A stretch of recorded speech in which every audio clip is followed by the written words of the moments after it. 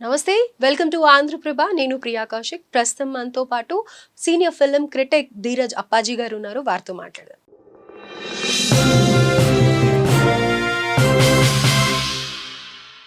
Hello sir, నమస్తే. నమస్తే Priya. Sir, junior NTR అనగానే ప్రతి ఒక్కళ్ళకి ఒక ఫస్ట్ ఆయన స్టార్టింగ్ మూవీస్ గుర్తొస్తాయి నిజం చెప్పాలి అని అంటే కనుక. కానీ వాట్ ఈ ట్రాన్స్ఫర్మేషన్ సార్, అసలు నిజంగా ఎన్ని మాటలు అనిపించుకున్నారు, ఎంతమంది ఎన్ని విధాలుగా కమెంట్ చేశారు. ఇప్పుడేమో అసలు ఆస్కర్ లెవెల్కి వెళ్ళి ఆ సినిమాలు ప్రతి ఒక్కళ్ళు పొగుడుతూ ఉంటే ఆయన మాట్లాడింది కూడా, అప్పుడు అవార్డ్స్ తీసుకోవడానికి వెళ్ళినప్పుడు ఆయన మాట్లాడింది కూడా అసలు ఎక్కడికక్కడ అడాప్ట్ చేసుకొని ఆయన మాట్లాడే విధానానికి అందరు ఆశ్చర్యపోతూ ఉన్నారు.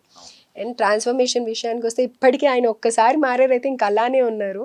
చాలా బాగా. ఇదంతా ఎందుకు మాట్లాడుతున్నాను అంటే, మీరే చెప్పారు 25 years అవుతోంది జూనియర్ ఎన్టీఆర్ గారు సినిమా ఇండస్ట్రీ రంగ ప్రవేశం చేసి అనేసి. సో దాని గురించి మీ మాటల్లో విందామని అనుకుంటున్నాను సార్. అంటే మోస్ట్ ఇన్స్పైరింగ్ పర్సనాలిటీస్లో ఎన్టీఆర్ని కూడా ఒకటిగా మనం చెప్పచ్చు. ఇందాక అన్నాం అంటే ఒక దశలో బాగా లావ్ అయిపోయాడు, ఇంకా సినిమాలు అన్న పరిస్థితి నుంచి దాని నుంచి మళ్ళీ స్లిమ్గా తయారవ్వడం, దాన్ని అలా నిలబెట్టుకోవడం, కంటిన్యూ చేయడం అనేది మామూలు విషయం కాదు కదా. అలాగే సినిమాల పరంగా కూడా చూస్తే మనం ఫస్ట్ బ్రహ్మర్షి విశ్వామిత్రలో బాలనటుడిగా నటించి, తర్వాత రామాయణంలో బాలరాముడిగా నటించి, ఆ తర్వాత నుంచి వరుసగా స్టెప్ బై స్టెప్ అసాధారణమైనటువంటి విజయాలు సాధిస్తూ ఈ రోజున పాన్ ఇండియా హీరోగా వెలుగుతున్నటువంటి ఇది ప్రతి ఒక్కరు, అంటే సినిమా పరంగానే కాదు, అతని లైఫ్ ఇది ఒక ఇన్స్పైరింగ్ అని చెప్పి నాకు అనిపిస్తుంది. అతను ఆది, స్టూడెంట్ నెంబర్ 1, సింహాద్రి ఈ సినిమాలు తోటి విజయాలు వచ్చినప్పుడు నూనెగు మీసాల యువకుడు అతను. ఇంకా 20sలో కూడా లేడు, టీనేజ్. నాకు తెలిసి ఇది ఒక ప్రపంచ సినిమా చరిత్రలోనే ఒక కుర్రాడు 16-17 సంవత్సరాల వయసులో సూపర్ స్టార్డమ్ సాధించడం అనేది అసలు ఎక్కడ జరిగి ఉండదు. ఇప్పుడు సింహాద్రి సినిమా మామూలు విజయం సాధించిన ఎన్నో రికార్డులు బదలుగొట్టింది కదా.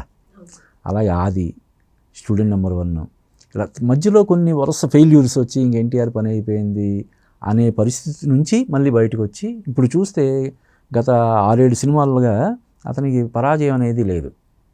ఓకే, RRR, దేవర, దానికి ముందు అరవింద సమేత, దానికి ముందు నాన్నకు ప్రేమతో, టెంపర్, ఇలాగా ఇంకా పరాజయాలు అనేవి లేకుండా అసాధారణటువంటి విజయయాత్ర సాగిస్తున్నటువంటి ఎన్టీఆర్ సినిమా హీరోగానే కాకుండా అతను వ్యక్తిగతంగా కూడా చాలామందికి ఇన్స్పిరేషన్ అని చెప్పి నేను భావిస్తాను.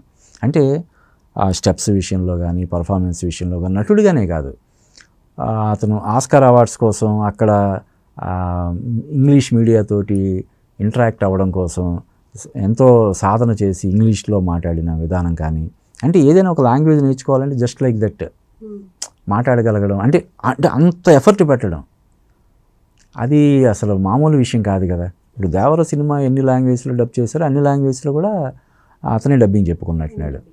తమిళ్లో కానీ, తెలుగులో కానీ, హిందీలో కానీ. అది అసలు మామూలు కాదు కదా, మామూలు విషయం కాదు కదా. మెచ్యూరిటీ పరంగా కానీ, స్టార్డమ్ పరంగా కానీ. ఇప్పుడు ప్రశాంత్ నీల్ డైరెక్షన్లో ఒక సినిమా వస్తుంది, దానికి విపరీతమైనటువంటి క్రేజ్ ఉంది. అలాగే వార్ 2 అని హృతిక్ రోషన్తో కలిసి స్క్రీన్ షేర్ చేసుకుంటున్నాడు. ఆగస్టు 14న ప్రేక్షకుల ముందుకు వస్తుంది. ఆ సినిమా కూడా విపరీతమైనటువంటి క్రేజ్ ఉంది. ఇలా చూస్తే మనం ఎన్టీఆర్ కెరీర్ని అసలు మోస్ట్ ఇన్స్పైరింగ్ పర్సనాలిటీ అని మనం చెప్పడానికి ఏమాత్రం అతిశయోక్తి కాదన్నమాట. Right sir. సో డెఫినెట్గా మీరు ఇందాక అన్నారు ఇన్స్పైరింగ్గా ఉంటుంది అని అంటే కనుక ఆయన యాక్షన్, డ్యాన్స్, లేకపోతే ఇవన్నీ పక్కన పెట్టినా కానీ పొలిటికల్గా కానీ, లేకపోతే ఆయన ఒక మీడియా ముందరికి వచ్చినప్పుడు ఆయన మాట్లాడే విధానం కానీ ఎక్కడ కూడా బ్యాలెన్స్డ్గా ఉంటుంది. ఏది ఎగ్జాగరేట్ చేయడం కానీ, ఓవర్గా చెప్పడం కానీ, ఓవర్గా రియాక్ట్ అవ్వడం కానీ ఇలాంటివి ఉండదు. అవును, కరెక్టే. అంటే నువ్వు అన్నట్టు పొలిటికల్గా చూస్తే అతనికి చాలా, అంటే ఒక బలమైనటువంటి ఒక వర్గం అతను వ్యతిరేకిస్తున్నప్పటికి కూడా ఎంతో ప్రతికూల పరిస్థితుల్లో కూడా ఆ ప్రభావం తన కెరీర్ మీద పడకుండా ముందుకెళ్ళడం అనేది మామూలు విషయం కాదు. అంటే ఒకప్పుడు అతను తెలుగుదేశం పార్టీతో సత్సంబంధాలు ఉండేవి. తెలుగుదేశం పార్టీ గెలుపు కోసం అతను విపరీతంగా కృషి చేశాడు. మొత్తం అప్పుడు ఇంకా మన విడిపోని పరిస్థితుల్లో అప్పుడు అవిభక్త ఆంధ్రప్రదేశ్ మొత్తం పర్యటించి తెలుగుదేశం పార్టీ గెలుపు కోసం పనిచేశాడు. కారణాంతరాల వల్ల అతను ప్రచారం చేసినా కూడా అధికారంలోకి రాలేదు. తర్వాత ఏం జరిగింది ఏంటో మనకు తెలియదు, కానీ చంద్రబాబు నాయుడు గారితో కానీ లేదంటే ఆ ఫ్యామిలీతో కానీ అతనికి సత్సంబంధాలు అయితే ప్రస్తుతానికి లేవు.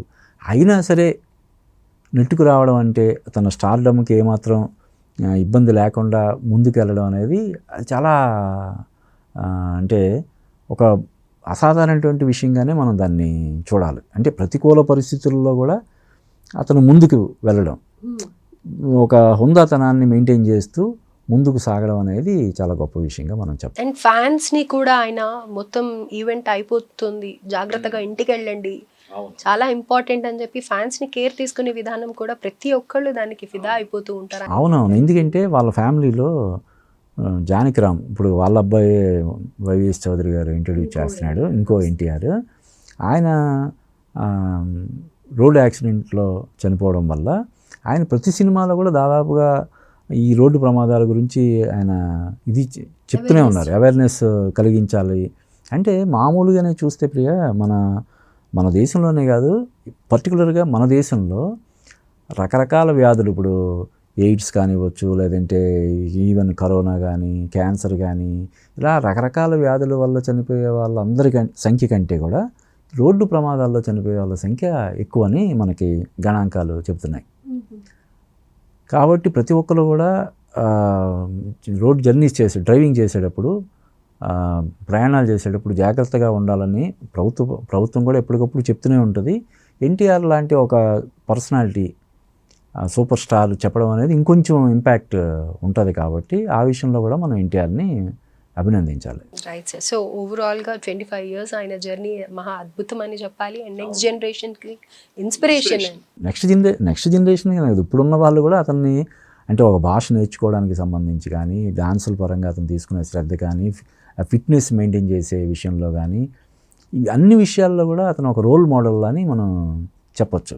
ఫ్యామిలీతో అతనికి ఉన్న బాండింగ్ కానీ, పిల్లలతోటి, వైఫ్ తోటి అతనికి ఉన్న బాండింగ్ కానీ, ఈవెన్ వాళ్ళ బావమరిది నాని నితిన్ని కూడా మనం ఎంకరేజ్ చేస్తుండడం మనం చూస్తున్నాం. అన్ని విషయాల్లో అంటే పలానా విషయంలో మనం ఎన్టీఆర్ని వేలెత్తి చూపించవచ్చు అనేది అసలు ఎక్కడ ఉండదు. అన్ని విషయాల్లో కూడా అతను పర్ఫెక్ట్, మిస్టర్ పర్ఫెక్ట్ అంటారు కదా, అలాగా అతను మిస్టర్ పర్ఫెక్ట్గా. ఇంకా రాఖీ మూవీ అప్పుడైతే కనుక ప్రతి ఒక్క అమ్మాయి జూనియర్ ఎన్టీఆర్ అనగానే అన్న అంటే ఇట్లా ఉండాలి అన్నట్టుగా ఫిక్స్ అయిపోయేవాళ్ళు రాఖీ మూవీ అప్పుడు. నిజంగా ప్రతి ఒక్క మూవీ కూడా అంతే. అవును, ఒక రోల్ మోడల్ లాంటి వ్యక్తిగా మనం చెప్పొచ్చు. ముఖ్యంగా గత కొన్నేళ్లుగా అపజయం అనేది లేకుండా ముందుకెళ్తున్నాడు. ఈ విజయ యాత్ర ఇలాగే కొనసాగాలని మనం మనస్ఫూర్తిగా కోరుకుందాం. డెఫినెట్గా sir. Thank you sir, thank you so much. Thank you Priya.